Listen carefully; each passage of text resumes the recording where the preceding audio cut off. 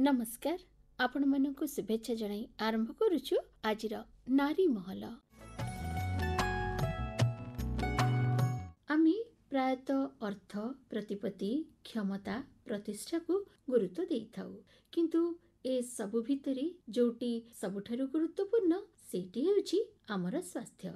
आजिर व्यस्तबहुल धाँ धौड़ जीवन रे आमर जीवन शैली खाद्य चिंता भावना आम शरीर तथा मन उपरि अनेक नकारात्मक प्रभाव पकाउछि।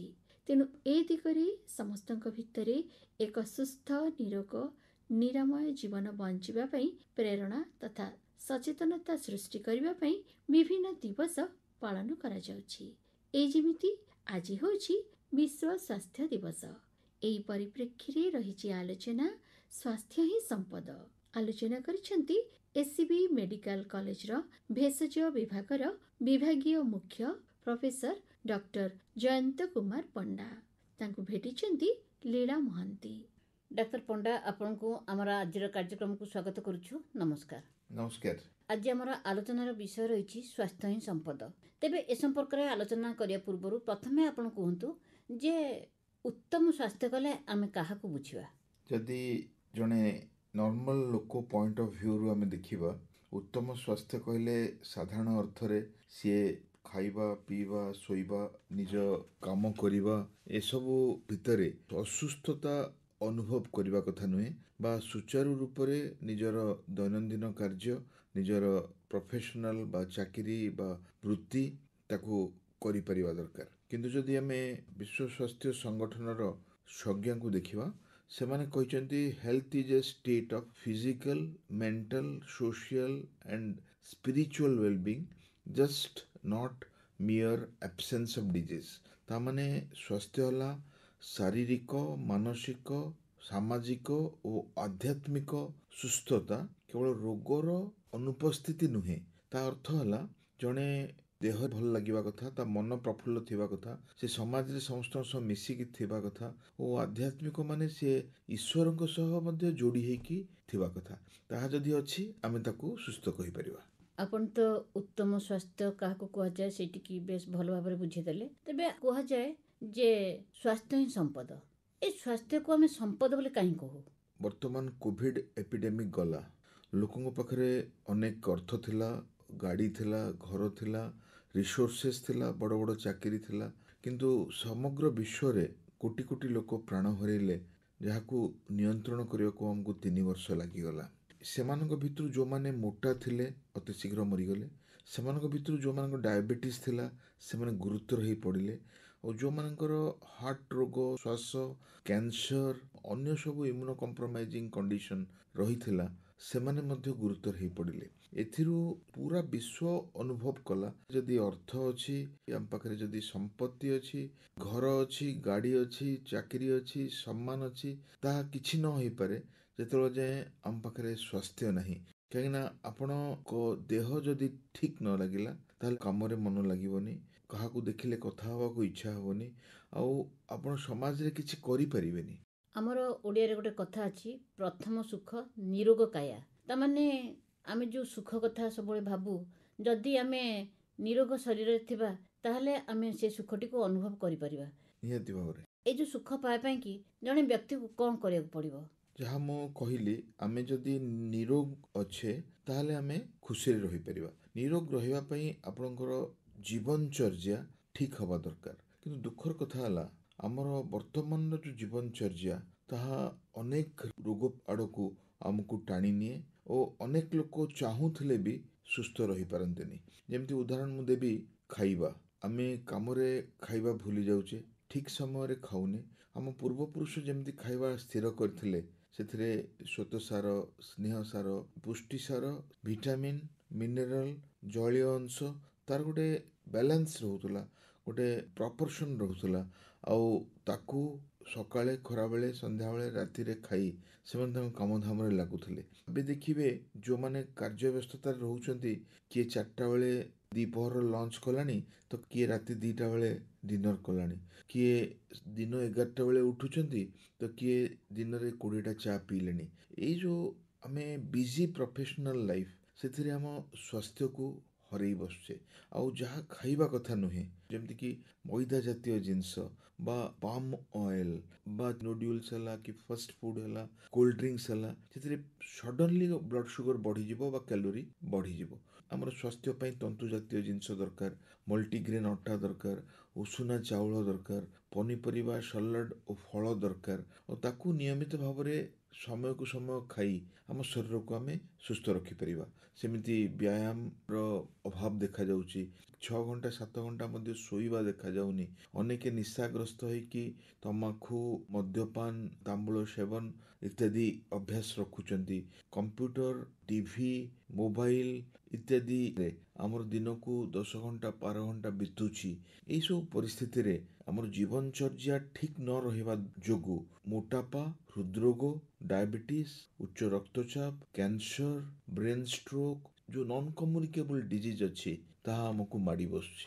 ଆପଣ ଯେଉଁ କଥା କହିଲେ ସେ କଥା ପୁରା ଠିକ୍। କାହିଁକିନା ବିଗତ କିଛି ବର୍ଷ ହେବ ଦେଖାଯାଉଛି ଯେ ଆମ ଦେଶରେ ମଧୁମେହ ରୋଗୀ, ଉଚ୍ଚ ରକ୍ତଚାପ ରୋଗୀ, ମାନସିକ ରୋଗୀ, ହୃଦରୋଗୀ ଏବଂ କର୍କଟ ରୋଗୀଙ୍କ ସଂଖ୍ୟା ବଢ଼ିବାରେ ଲାଗିଛି। ତେବେ ସମୟ ଥିଲା ଯେତେବେଳେ ଲୋକ ସଂଖ୍ୟା ଯଥେଷ୍ଟ କମ୍ ଥିଲା, ଚାଷର ପ୍ରଣାଳୀ ମଧ୍ୟ ଅଲଗା ଥିଲା। କିନ୍ତୁ ବର୍ତ୍ତମାନ ଯେଉଁ ସଂଖ୍ୟାରେ, ଯେଉଁ ହାରରେ ଜନସଂଖ୍ୟା ବଢ଼ି ବଢ଼ି ଚାଲିଛି, ସେଇ ଖାଦ୍ୟ ସମସ୍ୟାକୁ ଆମେ ସମାଧାନ କରିବାକୁ ଯାଇକରି ଅଧିକ କେମିତି ଖାଦ୍ୟଶସ୍ୟ ଉତ୍ପାଦନ ହେବ, ସେଥିପାଇଁ କି ଆମେ ଆଧୁନିକ ପ୍ରଣାଳୀରେ ଚାଷ କରୁଛେ। ବିହନ ହେଉ, ସାର ହେଉ, ଅନେକ ଆମେ ବ୍ୟବହାର କରୁଛେ। ସେ ଆମର ରୋଗର ଗୋଟିଏ କାରଣ ବୋଲି ଆପଣ କହିବେ କି? ନିହାତି ଭାବରେ ଆମେ ଯେଉଁ ପୁଷ୍ଟିକର ଖାଦ୍ୟ ପାଉଥିଲେ, ସାର ଖତ କିଛି ପଡୁନଥିଲା, କିନ୍ତୁ ସେସବୁ ଆଜିକାଲି ଦେଖିବା ସ୍ୱପ୍ନ ହେଇଯାଇଛି। ଖାଦ୍ୟରେ ଯେଉଁ ଗୁଣ, ପୁଷ୍ଟି, ଯେଉଁ ସାରାଂଶ ରହିବା କଥା ତାହା ମଧ୍ୟ ରହୁନି। ଆଉ ସେଇ ଖାଦ୍ୟ ଖାଇବା ପୋଷଣ ଦୃଷ୍ଟିରୁ ଅନୁପଯୁକ୍ତ। ତେଣୁ ଅନେକ ରୋଗ ମାଡ଼ି ବସୁଛି, କାହିଁକିନା ଖାଦ୍ୟ ବେଠିକ ଖାଇଲେ ତାହା ଗୋଟେ ରୋଗର କାରଣ ହେଇଥାଏ। ତେବେ ବିଜ୍ଞାନର ଅଗ୍ରଗତି ସହିତ ଆମେ କିପରି ଆମର ଖାଦ୍ୟକୁ ବେଶୀ ଦିନ କାଳ ସତେଜ କରି ରଖିପାରିବା, ସେଥିପାଇଁ କି ଆମେ ଶୀତଳ ଭଣ୍ଡାର ହେଉ ବା ଆମେ ଯାହାକୁ ଘରେ ବି ଫ୍ରିଜରେ ବି ରଖିକିରି ବ୍ୟବହାର କରୁଛୁ।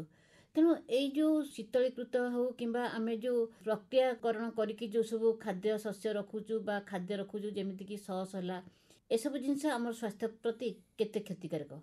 ଆମେ ଜାଣିଛେ ଯେ ଖାଦ୍ୟ ଯଦି ତଟକା ହୁଏ, ସେଥିରେ ଭିଟାମିନ୍, ମିନେରାଲ, ଆଣ୍ଟିଅକ୍ସିଡେଣ୍ଟର ପରିମାଣ ଯଥେଷ୍ଟ ଭାବରେ ଦେହକୁ ମିଳିଥାଏ।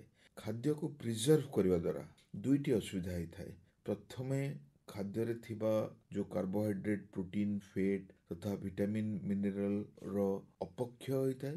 ଦ୍ୱିତୀୟରେ ଯେଉଁ ପ୍ରିଜର୍ଭେଟିଭ୍ ମିଶାଯାଏ ତାହାର ଯେଉଁ ପାର୍ଶ୍ୱ ପ୍ରତିକ୍ରିୟା ଦେହରେ ଦେଖାଦିଏ, ବେଳେବେଳେ ବିଷକ୍ରିୟା ମଧ୍ୟ ହେବାର ନଜିର ରହିଛି। ତେଣୁ ଯେତେ ପରିମାଣରେ ଖାଦ୍ୟ ଆମେ ତଟକା ଖାଇପାରିବା, ଆମ ଶରୀର ସେତେ ସୁସ୍ଥ ରହିବ, ଆଣ୍ଟିଅକ୍ସିଡେଣ୍ଟ ପାଇବ, ଭିଟାମିନ୍ ପାଇବ। ଏଇ ଯେଉଁ କୋଲ୍ଡ ଷ୍ଟୋରେଜ୍ ବା ପ୍ରିଜର୍ଭଡ୍ ଫୁଡ୍, ତାକୁ ଗୋଟେ ସବଷ୍ଟିଟ୍ୟୁଟ୍ ହିସାବରେ ବ୍ୟବହାର କରିହେବ। ଧରନ୍ତୁ କିଛି ଖାଦ୍ୟ ମିଳିଲାନି, ଯେମିତିକି ଆପଣ ଟ୍ରାଭେଲ୍ କରୁଛନ୍ତି, ସେହି ସମୟରେ ବ୍ୟବହାର କରାଯାଇପାରିବ। କିନ୍ତୁ ସବୁବେଳେ ଏହି ପ୍ରକାର ଖାଦ୍ୟ ଖାଇବା ଶରୀର ପକ୍ଷରେ ସ୍ୱାସ୍ଥ୍ୟକର ନୁହେଁ। ଯେଉଁ ଖାଦ୍ୟ ଆମେ ସବୁ ଫ୍ରିଜରେ ରଖୁଛୁ, ସେ ଖାଦ୍ୟକୁ ଆମେ କେତେ ଦିନ ଧରିକି ରଖିପାରିବା ଆଉ କେତେ ସମୟ ଭିତରେ ବ୍ୟବହାର କଲେ ତାହା ଆମ ଶରୀର ପାଇଁ କ୍ଷତିକାରକ ହେବ ନାହିଁ? ତାହା ବିଭିନ୍ନ ଖାଦ୍ୟକୁ ନେଇ ବିଭିନ୍ନ ଭାବରେ ସ୍ଥିର ହୋଇଥାଏ।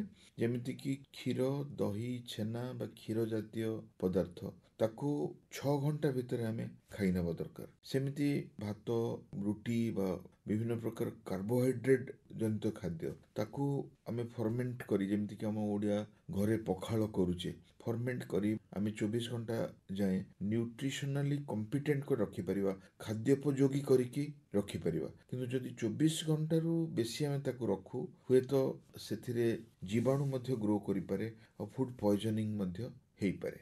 କିନ୍ତୁ ଯେଉଁ ଡ୍ରାଇ ଫ୍ରୁଟ୍ସ ରହୁଛି, କାଜୁ, କିସମିସ୍, ଆଖରୋଟ, ବାଦାମ, ଯେଉଁ ବିଭିନ୍ନ ଡ୍ରାଇ ଫ୍ରୁଟ୍ସ, ତାକୁ ମାସେରୁ 3 ମାସ ଯାଏଁ ଆମେ ଫ୍ରିଜରରେ ରଖିପାରିବା, ଯାହାର ଖାଦ୍ୟ ଗୁଣ ନଷ୍ଟ ହୁଏ ନାହିଁ। ସେମିତି ମାଣ୍ଡିଆ ହେଲା କିମ୍ବା ପଲ୍ସେସ୍ ବା ଡାଲି ଜାତୀୟ ଜିନିଷ ହେଲା, ନନ୍ ଭେଜିଟେରିଆନ୍ ଫୁଡ୍ ଧରନ୍ତୁ, ମାଛ, ଅଣ୍ଡା, ମାଂସ, ଚିକେନ୍, ତାକୁ ଯଦି ଆମେ 24 ଘଣ୍ଟାରୁ ବେଶୀ ରଖିଲେ ତାହାର କେବଳ ଖାଦ୍ୟ ଗୁଣ ନଷ୍ଟ ହୁଏନି, ତାହା ଭିତରେ ବିଷକ୍ରିୟା ହେବାର ସମ୍ଭାବନା ରହିଥାଏ। ସେମିତି ପନିପରିବା, ଫଳ, ଆଳୁ, ଏମିତି ପ୍ରତ୍ୟେକ ଜିନିଷର ହେଲ୍ଦି ପ୍ରିଜର୍ଭେଟିଭ୍ ଆୱାର୍ସ ଭିନ୍ନ ଭିନ୍ନ ରହିଛି। ତେଣୁ ପ୍ରଥମ କଥା ହେଲା ତଟକା ଖାଇବା ସର୍ବୋତ୍ତମ। ଯଦି ଆମେ ରଖୁଛେ ସେଇ ପାର୍ଟିକୁଲାର ଫୁଡ୍ ତାର ସେଲ୍ଫ ଲାଇଫ୍ ବା ତାର ପ୍ରିଜର୍ଭେସନ୍ ଆୱାର ମ୍ୟାକ୍ସିମମ୍ କେତେ ଘଣ୍ଟା ହେଇପାରିବ। ଆମେ ଯେଉଁ ରନ୍ଧା ଖାଦ୍ୟ ଫ୍ରିଜରେ ରଖିଥାଉ ତାକୁ ଆମେ କେତେ ସମୟରେ ବ୍ୟବହାର କରିବା ଉଚିତ ଆଉ ତାକୁ କିପରି ବ୍ୟବହାର କରିବା ଉଚିତ? ଆଜିକାଲି ସ୍ୱାମୀ ସ୍ତ୍ରୀ 2 ଜଣ କାମ କରୁଛନ୍ତି, ଏପରିକି ପିଲାମାନେ ମଧ୍ୟ ସ୍କୁଲ କଲେଜ ଯାଉଛନ୍ତି, ରାନ୍ଧିବା ପାଇଁ ସମୟ ନାହିଁ। ସେମାନେ ସକାଳେ ରାନ୍ଧି ଦିନସାରା ସେଇ ଖାଦ୍ୟ ବ୍ୟବହାର କରିଥାନ୍ତି। କିନ୍ତୁ ସେଠି ଆମେ ଜାଣିବାକୁ ପଡ଼ିବ ଯେ ଯେତେବେଳେ ଆମେ ଫ୍ରିଜରେ ଖାଦ୍ୟ ରଖୁଛେ ତାକୁ ନର୍ମାଲ ରୁମ୍ ଟେମ୍ପରେଚରରେ ଆଣିକି ରଖିବାକୁ ପଡ଼ିବ। ଅତି ଗରମ ଥିବା ବା ଅତି ଥଣ୍ଡା ଥିବା ଖାଦ୍ୟକୁ ନା ଖାଇବା ଉଚିତ ନା ଫ୍ରିଜରେ ପ୍ରିଜର୍ଭ କରିବା ଉଚିତ।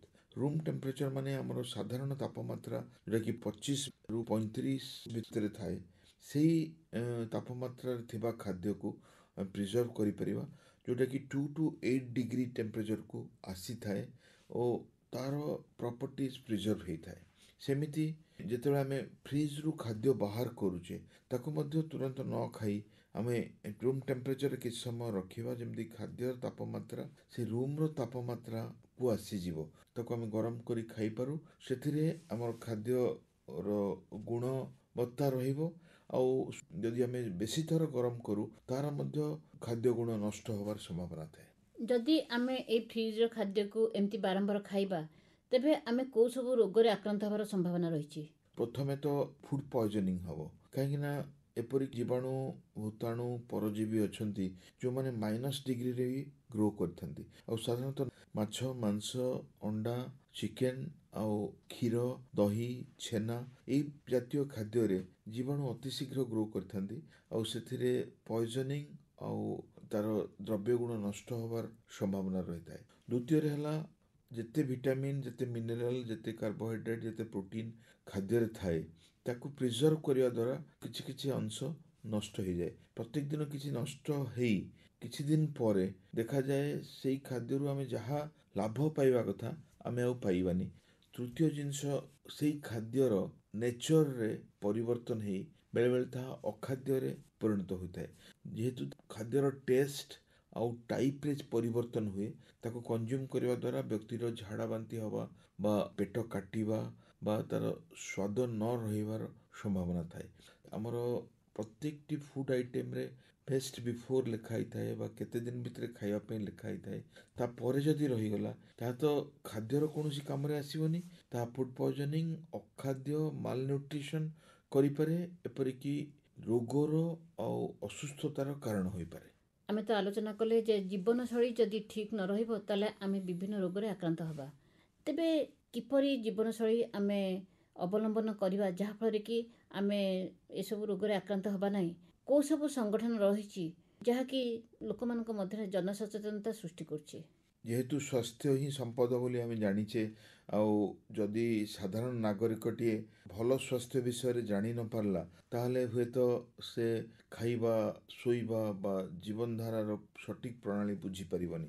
ତାକୁ ସାଧାରଣ ଲୋକରେ ପହଞ୍ଚାଇବା ପାଇଁ ବିଶ୍ୱସ୍ତରରେ ଯେତେ ସଂଗଠନ କାମ କରୁଛନ୍ତି ସେ ଭିତରୁ ପ୍ରମୁଖ ହେଲା ବିଶ୍ୱ ସ୍ୱାସ୍ଥ୍ୟ ସଂଗଠନ ବା ୱାର୍ଲଡ ହେଲ୍ଥ ଅର୍ଗାନାଇଜେସନ୍, ତାକୁ ଆମେ WHO କହିଥାଉ। ଆମେ ଦେଖିଛେ କୋଭିଡ୍ ସମୟରେ ସମୟକୁ ସମୟ ବିଶ୍ୱ ସ୍ୱାସ୍ଥ୍ୟ ସଂଗଠନ ଲୋକଙ୍କୁ ସତର୍କ କରିଥିଲା। ଡିଷ୍ଟାନ୍ସିଂ, ମାସ୍କ, ସାନିଟାଇଜେସନ୍, ଔଷଧ ଏ ବିଷୟରେ କହିଥିଲା। ସେହି ବିଶ୍ୱ ସ୍ୱାସ୍ଥ୍ୟ ସଂଗଠନ ସାରା ବିଶ୍ୱ ସ୍ତରରେ କାମ କରିଥାଏ। ତା ଛଡ଼ା ପ୍ରତ୍ୟେକ ଦେଶରେ, ଯେମିତି ଆମେରିକାରେ NIH ଅଛି, ନ୍ୟାସନାଲ୍ ଇନଷ୍ଟିଚ୍ୟୁଟ୍ ଅଫ୍ ହେଲ୍ଥ, ୟୁରୋପରେ ବା ଆମର ଗ୍ରେଟ୍ ବ୍ରିଟେନରେ ସଂସ୍ଥା ରହିଛି ଯେଉଁଟାକୁ ଆମେ NMC କହୁ, ନ୍ୟାସନାଲ୍ ମେଡ଼ିକାଲ କମିଶନ କହୁ। ସେମିତି ଭାରତରେ PHFI ରହିଛି, public health foundation of India, ଯିଏକି ଲୋକମାନଙ୍କୁ ସୁସ୍ଥ ସ୍ୱାସ୍ଥ୍ୟ ବିଷୟରେ କହିଥାଏ। ତା ଛଡ଼ା ସରକାରଙ୍କର ସ୍ୱାସ୍ଥ୍ୟ ଓ ପରିବାର କଲ୍ୟାଣ ବିଭାଗ, କେନ୍ଦ୍ର ସରକାରଙ୍କର ଓ ରାଜ୍ୟ ସରକାରଙ୍କର ସବୁବେଳେ ପ୍ରତ୍ୟେକଟି ପରିସ୍ଥିତିର ହିସାବ ନେଇଥାନ୍ତି ଆଉ ଯାହାର ଜନସ୍ୱାସ୍ଥ୍ୟ ଗୁରୁତ୍ୱ ଥାଏ ତାକୁ ନିହାତି ଭାବରେ ଲୋକଙ୍କୁ ଚେତାଇ ଦିଅନ୍ତି ତାର କାରଣ ଓ ନିରାକରଣ ବିଷୟରେ। ତେଣୁ ବିଶ୍ୱ ସ୍ତରରେ ଆଉ ପ୍ରତ୍ୟେକଟି ଦେଶ ସ୍ତରରେ, ରାଜ୍ୟ ସ୍ତରରେ ଏମିତି ଅନେକ ଅନୁଷ୍ଠାନ ଅଛନ୍ତି, NGO ଅଛି, ସରକାରୀ ସଂସ୍ଥା ଅଛନ୍ତି ଯେଉଁମାନେ କି ଲୋକଙ୍କୁ ସଚେତନ କରିବା ପାଇଁ କାମ କରୁଛନ୍ତି। ଲୋକଙ୍କୁ ବିଭିନ୍ନ ରୋଗ ବିଷୟରେ ସଚେତନ କରିବା ପାଇଁ ଆମେ ରୋଗ ସମ୍ପର୍କିତ ସଚେତନତା ଦିବସ ପାଳନ କରିଥାଉ। ଯେମିତିକି ବିଶ୍ୱ ମଧୁମେହ ଦିବସ, ତାହା ନଭେମ୍ବର 14ରେ ପାଳନ କରାଯାଇଥାଏ, ଯାହାକି ଇନ୍ସୁଲିନ୍ ଆବିଷ୍କାରର ଦିନ।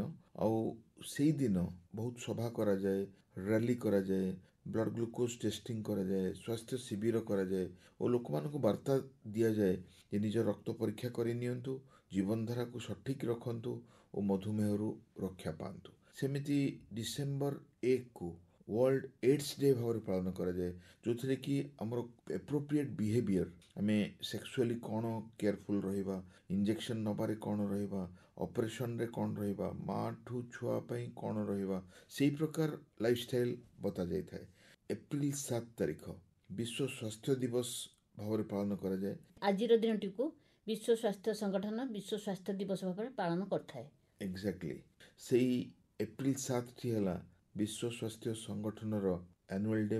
ଆଉ 1948 ମସିହାରେ ପ୍ରଥମେ ସ୍ଥିର କରାଗଲା ଯେ ଏ ପ୍ରକାର ଗୋଟେ ସ୍ୱାସ୍ଥ୍ୟ ଦିବସ ପାଳନ କରାଯିବ ଓ 1950 ମସିହା ଠାରୁ ପ୍ରତ୍ୟେକ ବର୍ଷ ଗୋଟେ ନୂଆ ନୂଆ ଥିମ୍ରେ ବା ନୂଆ ନୂଆ ବାର୍ତ୍ତା ଦିଆଯାଇଥାଏ। ନୂଆ ନୂଆ ବାର୍ତ୍ତାରେ ବିଶ୍ୱ ସ୍ୱାସ୍ଥ୍ୟ ଦିବସ ପାଳନ କରାଯାଇଥାଏ। ତେବେ ଚଳିତ ବର୍ଷ ବିଶ୍ୱ ସ୍ୱାସ୍ଥ୍ୟ ସଂଗଠନ ପକ୍ଷରୁ କ'ଣ ବାର୍ତ୍ତା ରହିଛି ଏହି ବିଶ୍ୱ ସ୍ୱାସ୍ଥ୍ୟ ଦିବସ ଉପଲକ୍ଷେ? ଏଇଥର ବାର୍ତ୍ତା ରଖାଯାଇଛି ହେଲ୍ଦି ବିଗିନିଙ୍ଗସ୍ ହୋପଫୁଲ୍ ଫ୍ୟୁଚର୍ସ। ତାର ଅର୍ଥ ହେଲା ଆମେ ଯଦି ଆମର ଆରମ୍ଭ ସୁସ୍ଥ ଭାବରେ କରିବା, ଆମର ଭବିଷ୍ୟତ ଆଶାପୂର୍ଣ୍ଣ ହେବ। ଆମେ ଯଦି ସଠିକ୍ ଭାବରେ ଖାଇବା, ଶୋଇବା, ବ୍ୟାୟାମ କରିବା, ନିଶାଗ୍ରସ୍ତ ହେବା ନାହିଁ, ଚିନ୍ତାଗ୍ରସ୍ତ ହେବା ନାହିଁ, ତାହେଲେ ଆମ ଶରୀର ସୁସ୍ଥ ରହିବ ଓ ଅନେକ ଦିନ ଯାଏଁ ରୋଗ ଆମକୁ ସ୍ପର୍ଶ କରିପାରିବନି ଓ ଆମେ ଗୋଟେ ସୁସ୍ଥ ଜୀବନ ଯାପନ କରିପାରିବା। ତେବେ ଆପଣ ଯେଉଁ କଥା କହିଲେ ଯେ ଏ ବର୍ଷର ବାର୍ତ୍ତା ଯାହା ରହିଛି, ଯଦି ଆମେ ଗୋଟେ ସୁସ୍ଥ ଜୀବନ ଆରମ୍ଭ କରିବା ତାହେଲେ ଆମର ଭବିଷ୍ୟତଟି ଉଜ୍ଜଳମୟ ହେବ। ତେବେ ଗୋଟେ ଶିଶୁର ସ୍ୱାସ୍ଥ୍ୟର ଯତ୍ନ ତାର ବାପା ମା କେମିତି ନେବେ ଯାହାଫଳରେ କି ଶିଶୁଟି ନିରୋଗ ଜୀବନଯାପନ କରିପାରିବ? କାହିଁକିନା କୁହାଯାଏ ଯେ ଶିଶୁମାନେ ହିଁ ହେଉଛନ୍ତି ଆମ ଦେଶର ଭବିଷ୍ୟତ। ବହୁତ ଗୁରୁତ୍ୱପୂର୍ଣ୍ଣ ପ୍ରଶ୍ନ ଆପଣ ଉଠେଇଛନ୍ତି। ବର୍ତ୍ତମାନ ବିଜ୍ଞାନ ଦେଖୁଛି ଆଜି ଆମ ଦେହରେ ଯାହା ରୋଗ ଅଛି, ଧରନ୍ତୁ ଆସ୍ମା ଅଛି ବା ଥଣ୍ଡା ଅଛି ବା ଡାଇବେଟିସ୍ ଅଛି ବା ମୋଟାପା ଅଛି, ତାହା ମା ପେଟରୁ ସ୍ଥିର ହେଇଯାଏ। ତାକୁ କୁହାଯାଇଥାଏ ଯେ 1000 days of life decides 1000 months of living। ମା ପେଟର 1000 ଦିନ ଜୀବନର 1000 ମାସର କାହାଣୀ। ତେଣୁ ପିଲାମାନଙ୍କୁ ଗୁରୁତ୍ୱ ଦେବା, ମା ପେଟରୁ ସତର୍କତା ଅବଲମ୍ବନ କରିବା ଆଉ ଛୋଟ ପିଲାଙ୍କର ଜୀବନଶୈଳୀ, ଖାଇବା, ଶୋଇବା, ଚିନ୍ତା, ତାଙ୍କ କମ୍ପ୍ୟୁଟର, ତାଙ୍କ ଖେଳ, ତାଙ୍କ ବ୍ୟାୟାମ, ତାଙ୍କର ଅଭ୍ୟାସ, ଏସବୁକୁ ଯଦି ଆମେ ନିୟନ୍ତ୍ରଣ କରିବା ତାର ଗୋଟେ ଲିଗାସି ଏଫେକ୍ଟ ଥାଏ, ଯାହାକି ଶରୀର ବୁଝେ ଯେ ଏହି ବ୍ୟକ୍ତିଟି ସ୍ୱାସ୍ଥ୍ୟ ସମ୍ପର୍କରେ ବହୁତ ସଚେତନ ଅଛି ଆଉ ଶରୀର ମଧ୍ୟ ତା ସହ ସହଯୋଗ କରେ ଗୋଟେ ସୁସ୍ଥ ସ୍ୱାସ୍ଥ୍ୟ ତାକୁ ଦେବା ପାଇଁ। ତେଣୁ ମା ପେଟରେ ଆଉ ପିଲାଦିନେ ଯେଉଁମାନେ ସୁସ୍ଥ ଥାଆନ୍ତି ସେମାନେ ଅନେକ ଦିନ ସୁସ୍ଥ ରହିବାର ସମ୍ଭାବନା ଥାଏ। ଛୋଟ ପିଲାମାନଙ୍କର ସାଧାରଣତଃ ଦୁର୍ବଳତା ଥାଏ ଗୋଟେ ସ୍ୱାଦିଷ୍ଟ ଖାଦ୍ୟ ପାଇଁ। ଆଉ ବର୍ତ୍ତମାନ ଗୋଟେ ରଙ୍ଗ ଟ୍ରେଣ୍ଡ ଦେଖାଯାଉଛି, ପ୍ରତ୍ୟେକଟି ସ୍କୁଲ କଲେଜ ଗୋଇଂ ପିଲା ଘରେ ନ ଖାଇ ଖାଦ୍ୟ ମଗେଇକି ଖାଇବାର ଅଭ୍ୟାସ କରୁଛନ୍ତି ଆଉ ପ୍ୟାରେଣ୍ଟସ୍ ବି ତାକୁ ସହଯୋଗ କରୁଛନ୍ତି, ରାନ୍ଧିକି ତାକୁ ଦେବା ପାଇଁ ସମୟ ବାପା ମାଙ୍କ ପାଖରେ ନାହିଁ। ତା ଫଳରେ ସେମାନେ ଆଇଦର ଷ୍ଟୋର ଖାଦ୍ୟ ଦେଉଛନ୍ତି କିମ୍ବା ପିଲାଙ୍କୁ କହୁଛନ୍ତି ତମେ ଖାଇବା ମଗେଇକି ଖାଇଦିଅ ବା ତାଙ୍କ ପାଇଁ ଖାଇବା ମଗେଇ ଦେଉଛନ୍ତି।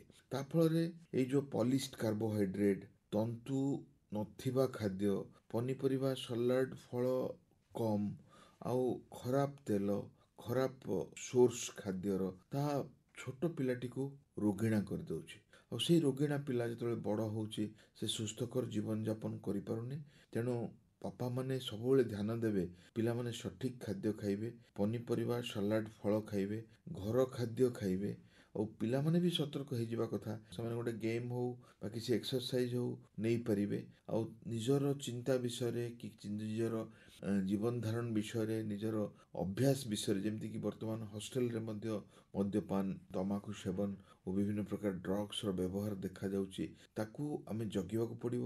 आम जदि पिलादिने सठिक भाव गढ़ी हेल्दी बिगिनिंग करथिबा ताले तांको भविष्यतटा आशामय हम और से सुस्थ बंचे जेसी दिन बंचे और जिते दिन बंचे रोगमुक्त भाव बंचे। डाक्टर पंडा आपण जो कथा कहले से जनापड़ी जे आजिकल युवावस्था जो अनेक व्यक्ति उच्च रक्तचाप हो हृदरोग हो कि मधुमेह रोग आक्रांत होती से तांको बापा माँ किसी अंशरे दायी अनेकांशरे दायी कहीं दि चैरिटी बिगिन्स एट होम कह जाए शिशुटीए तार जो ज्ञान ही न थाए सी देखे बापा माँ कौन खाऊंच और कौन खाद्य दौरान तापर से किसी शुणा चाहेनी से हिसाब से बाकी जीवन बंचे। तेणु आपड़ जदि तार आरंभ को सठिक कर हे तो से ठीक जीवन बंचब और सुस्थ रहिबो। डाक्टर पंडा आपण जड़े भेषज विशेषज्ञ सुस्थ शरीर पर योगर आवश्यकता केते जरूरी से संपर्क में आपणकर मत कौन? सुस्थ जीवन पाई योग निहाती भाव में आवश्यक ताहा समग्र विश्व वर्तमान उपलब्धि करिछि। समग्र विश्व को भारतर अवदान है योग प्राणायाम और निजर जीवन धारा जो माने शारीरिक व्यायाम करुचंती बा योग करुचंती जो माने ध्यान और धारणा करुचंती निजर खाद्य और जीवन धारणा को नियंत्रण करुचंती निजर मन को एकाग्र करुचंती से माने जीवन रे बंचिबार आनंद पाई पारंती। तेणु नियमित भाव में प्रत्येक दिन अंतत पक्षे 30 मिनिट यही योग प्राणायाम व्यायाम पाई रखिबा दरकार। उत्तम स्वास्थ्य रक्षारे संगीतर भूमिका कौन रही? उत्तम स्वास्थ्य क्षेत्र में संगीतर भूमिका मध्य अनेक जे म्यूजिक ड्रामा पेंटिंग क्रिएटिविटी वाद्य कविता प्रबंध ये सब आमर मस्तिष्कर खाद्य यह मस्तिष्क को सुस्थ रखि व्यक्ति को गोटे सामाजिक व्यक्ति भाव में रखि आउ यही सब जिनस अभ्यास करने द्वारा आमर डाहाण हेमिस्फियर एनरिच होता है और आमर गोटे बैलेंस जीवन होता है जो थे कि स्नेह प्रेम और मानविकता बंची रहे ताकू भूली जावा द्वारा आम अमानविक हो पड़ू। आप बर्तमान जो युद्ध देखुंट अनेक देश रे जो विशृंखला देखुंट जो उग्रपंथी कार्यकलाप देखुंट मनीष मनीष को मारिबा देखुंट परिवार भितर हिंसा समाज रे हिंसा यार कारण है जे आमर सठिक मानसिक संतुलन नाही आउ ताकू जदि आमे करिबानी आमे केबे भी शांति पाई परिबानी। आपण तो कहले जे उत्तम स्वास्थ्य रक्षारे संगीतर कौन गुरुत्व रही आज आपण को कंठशिल्पी कंठरू गीतटी शुणिया चाहिए? मोर बहुत सम्माननीय कंठशिल्पी भिखारी बल कंठरू गोटे जगन्नाथ जनाण शुणा चाहिए। ताहले आसंतु वर्तमान आपण मन पसंदर कंठशिल्पी भिखारी बल कंठरू शुणाई दउछु आपनकु एही भजनटी। कोठ भोग खिया मोचका खिया उठ हे पहाड़ भांगी उठ हे पहाड़ भांगी पंडा पढ़ी हारी करंती गुहारी हेबाकू चंदन लागी हेबाकू चंदन लागी कोठ भोग खिया।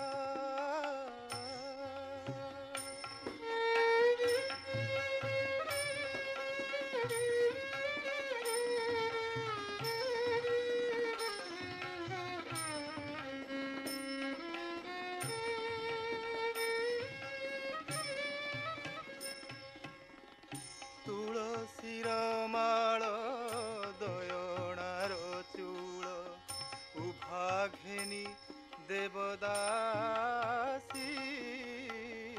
उभा घेनी देवदासी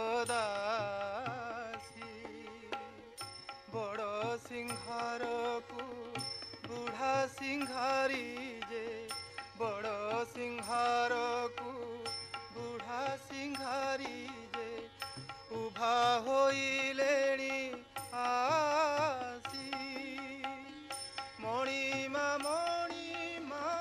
डाक पड़ुअछि मणिमा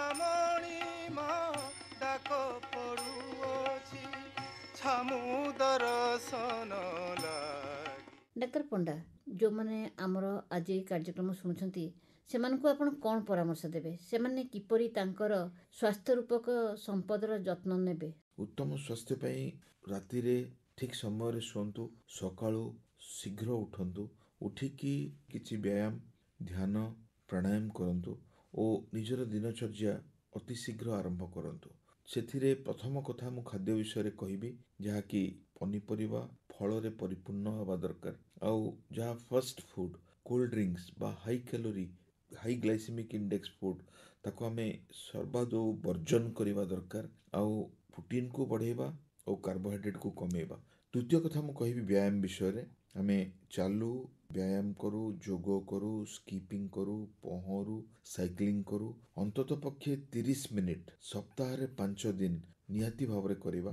ବର୍ତ୍ତମାନର ସମାଜ ଚିନ୍ତାଗ୍ରସ୍ତ କରିଦେଉଛି ସମସ୍ତଙ୍କୁ, ତେଣୁ ଆମେ ଯଦି ଚିନ୍ତାମୁକ୍ତ ରହିବା ନିଶ୍ଚିତ ଭାବରେ ସୁସ୍ଥ ରହିପାରିବା। ତାପରେ ଯେଉଁମାନେ ମଦ୍ୟପାନ ବା ଧୂମପାନ ବା ବିଭିନ୍ନ ପ୍ରକାର ଡ୍ରଗ୍ସ ଖାଆନ୍ତି ସେମାନେ ନିହାତି ଭାବରେ ତାକୁ ଛାଡ଼ିଦେବେ, କାହିଁକିନା ତାର ସେଥିରେ କିଛି ଲାଭ ନାହିଁ। ସାମୟିକ ସୁଖ ମିଳିଥାଏ, ଯାହା ଆପଣଙ୍କ ସ୍ୱାସ୍ଥ୍ୟକୁ ଖରାପ କରିଦିଏ। ଦୁଇଟି ସବୁଠାରୁ ଗୁରୁତ୍ୱପୂର୍ଣ୍ଣ ବିଷୟ ବର୍ତ୍ତମାନ ହେଲା ସ୍କ୍ରିନ୍ ଟାଇମ୍ ଆଉ ସ୍ଲିପ୍। 6 ଘଣ୍ଟା ମିନିମମ୍, 7 ଘଣ୍ଟା ମ୍ୟାକ୍ସିମମ୍ ଆମେ ଶୋଇବା। 8 ଘଣ୍ଟାରୁ ବେଶୀ ଆଉ 5 ଘଣ୍ଟାରୁ କମ୍ ଶୋଇଲେ ରୋଗ ଆମ ଉପରେ ମାଡ଼ି ବସିବ। ସ୍କ୍ରିନ୍ ଟାଇମ୍ କହିଲେ ମୁଁ ବୁଝେ mobile, laptop, tab, computer, TV ଦେଖୁଛନ୍ତି, ତାହା ଦିନରୁ 2 ଘଣ୍ଟାରୁ ବେଶୀ ହେବା କଥା ନୁହେଁ। ତେଣୁ ଆମେ ସଠିକ୍ ରହିବା ଦ୍ୱାରା ଆମର ପାରାମିଟର୍ସ କଣ୍ଟ୍ରୋଲ ରହିବ ଓ ଆମେ ସମାଜକୁ, ପରିବାରକୁ ଓ ଦେଶକୁ ଅନେକ ଜିନିଷ ଦେଇପାରିବା। ଯାହା ଡାକ୍ତର ପଣ୍ଡା, ଆଜି ଆପଣ ଆମ ଷ୍ଟୁଡ଼ିଓକୁ ଆସି ସ୍ୱାସ୍ଥ୍ୟ ହିଁ ସମ୍ପଦ ଏ ସମ୍ପର୍କରେ ଯେଉଁ ବହୁମୂଲ୍ୟ ପରାମର୍ଶ ଦେଲେ, ସେଥିପାଇଁ ଆପଣଙ୍କୁ ଅନୁଷ୍ଠାନ ତରଫରୁ ବହୁତ ବହୁତ ଧନ୍ୟବାଦ। ନମସ୍କାର। ନମସ୍କାର। ଶୁଣିଲେ ଆଲୋଚନା ସ୍ୱାସ୍ଥ୍ୟ ହିଁ ସମ୍ପଦ। ଆଲୋଚନା କରିଥିଲେ ଏସ୍ସିବି ମେଡିକାଲ କଲେଜର ଭେଷଜ ବିଭାଗର ବିଭାଗୀୟ ମୁଖ୍ୟ ପ୍ରଫେସର ଡକ୍ଟର ଜୟନ୍ତ କୁମାର ପଣ୍ଡା। ତାଙ୍କୁ ଭେଟିଥିଲେ ଲୀଳା ମହାନ୍ତି। ଶାସ୍ତ୍ରରେ କୁହାଯାଇଛି ଶରୀରଂ ଆଦ୍ୟଂ ଖଳୁ ଧର୍ମ ସାଧନମ୍, ଅର୍ଥାତ୍ ଏକ ସୁସ୍ଥ ଶରୀର ହିଁ ନିଜର ସମସ୍ତ ଦାୟିତ୍ୱ, କର୍ତ୍ତବ୍ୟ, ଧର୍ମ, କର୍ମକୁ ସୁଚାରୁ ରୂପେ ତୁଲାଇବାରେ ସକ୍ଷମ ହୋଇଥାଏ। ତେଣୁ ଆମେ ଆମର ଜୀବନଚର୍ଯ୍ୟା, ଆହାର, ନିଦ୍ରା, ବ୍ୟାୟାମ, ଯୋଗ ପ୍ରତି ବିଶେଷ ଧ୍ୟାନ ଦେଲେ ଏକ ସୁସ୍ଥ ନିରୋଗ ଶରୀର ଏବଂ ମନର ଅଧିକାରୀ ହୋଇପାରିବା। ଆଜିର କାର୍ଯ୍ୟକ୍ରମରୁ ନିର୍ମାଲ୍ୟ ଝାଙ୍କୁ ବିଦାୟ ଦିଅନ୍ତୁ। ନମସ୍କାର।